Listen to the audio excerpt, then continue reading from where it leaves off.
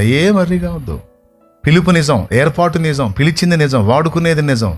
ప్రభు నీ పక్షాన కదిలిందాక నీ పట్టుదల, నీ నిరీక్షణ, నీ ఓర్పు, ఖచ్చితంగా నీ విశ్వాసం టెస్ట్ చేస్తాడు ఆయన. ఆయన తలుచుకుంటే ఒక చిటిక అలా అంటే ఇది పని అలా అనగలిగి కూడా అనకుండా ఎందుకు కూర్చున్నాడంటే నీ దమ్ము చూస్తాడు ముందు.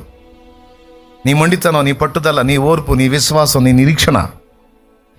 దేవుడు ఉండి ఉండి ఉండి ఉండి ఆగి ఆగి ఆగి ఆగి ఒక్కసారి కదిలితే ఆ ఫోర్స్ను తట్టుకోలేనంత గొప్పగా ఉంటుంది.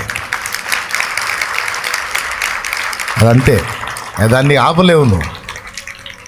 నీ ఆలోచనలు, నీ అంచనాలు, నీ ఆశలు మొత్తం పటాపంచలై తల్లకిందులై వాటికి ఎన్ని రేట్లు మించిపోయిద్దో కూడా అర్థం కానంత ఉజ్జీవం వస్తుంది. అదంతే. నీ ప్రార్థనలు ఒట్టిగా పోతాయి అనుకున్నావా? లేకపోతే దేవుని పాదాల దగ్గర నువ్వు కాచుకొని మొరపెట్టింది వేస్ట్ అనుకుంటున్నావా? పిచ్చి ముఖమా? కాదు, అన్నీ ఆయన దగ్గరికి వెళ్తాయి. ప్రార్థనలన్నీ ఆయన దగ్గరికి వెళ్తాయి. మళ్ళీ ఆయన కుమ్మరించేటువంటి టైం ఒకటి ఉంటుంది.